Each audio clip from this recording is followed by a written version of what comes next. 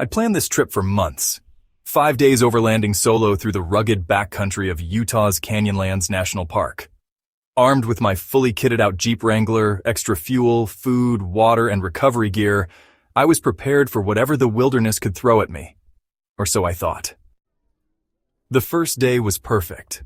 The late summer sun stretched across the red rock cliffs, casting long shadows as I rumbled along a narrow dirt road deep into the Maze District, one of the most isolated places in the continental U.S. It was exactly what I'd wanted. No crowds, just me and the vast, unforgiving desert. That night, I set up camp near a towering sandstone formation. The silence was absolute. No distant highway hum, no other campers, just the whisper of the wind. As I drifted off to sleep in my rooftop tent, a strange sound jolted me awake. It wasn't the howl of a coyote or the distant yip of a fox. It was lower, guttural, something unnatural. I sat up, ears straining. I told myself it was just the wind through the rocks and forced myself to sleep. By midday, I had driven deeper into the Canyonlands, following an old mining road that hadn't seen traffic in decades.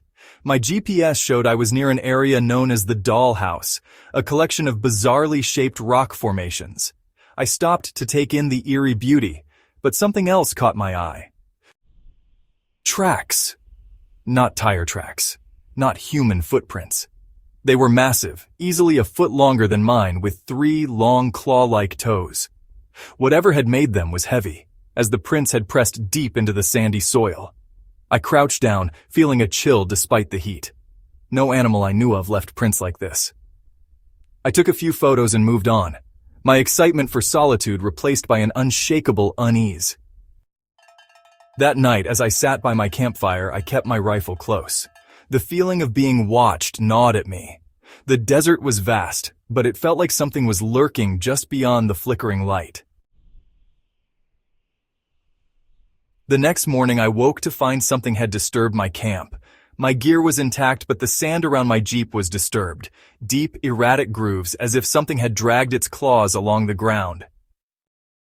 I packed up quickly, heading toward an old rock art site I'd wanted to see. The petroglyphs etched into the canyon walls by ancient hands depicted bizarre, elongated figures. Tall, inhuman, with impossibly long fingers. A shiver ran down my spine as I realized some of the figures bore an uncanny resemblance to the tracks I had seen. I turned back to my Jeep and froze. Something was standing at the far end of the canyon. Tall, thin.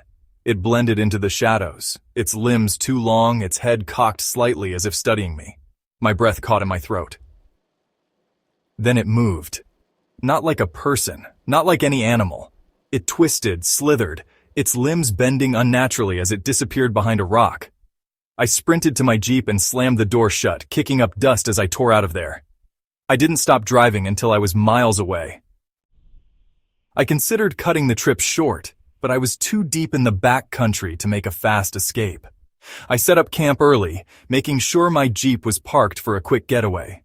That night, I barely slept, my rifle cradled in my lap. Around 2 a.m., I heard it.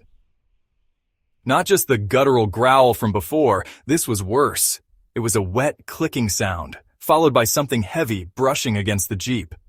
I didn't breathe. Then, scraping. Long, slow, deliberate scratches along the side of the vehicle. I turned on my flashlight and shined it through the tent's mesh window. Nothing. But I knew it was out there, waiting. I broke camp at dawn and drove hard, heading toward civilization.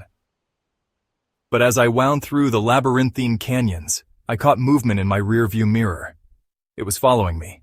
A dark, elongated shape moving unnaturally fast along the ridges above.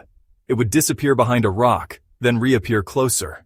It wasn't running, it was crawling, its limbs stretching in ways that defied logic. Panic surged through me. The Jeep bounced hard over the rough trail, my hands white-knuckled on the wheel. I didn't look back anymore. I just drove. The sun was setting as I neared the main road. Just a few more miles.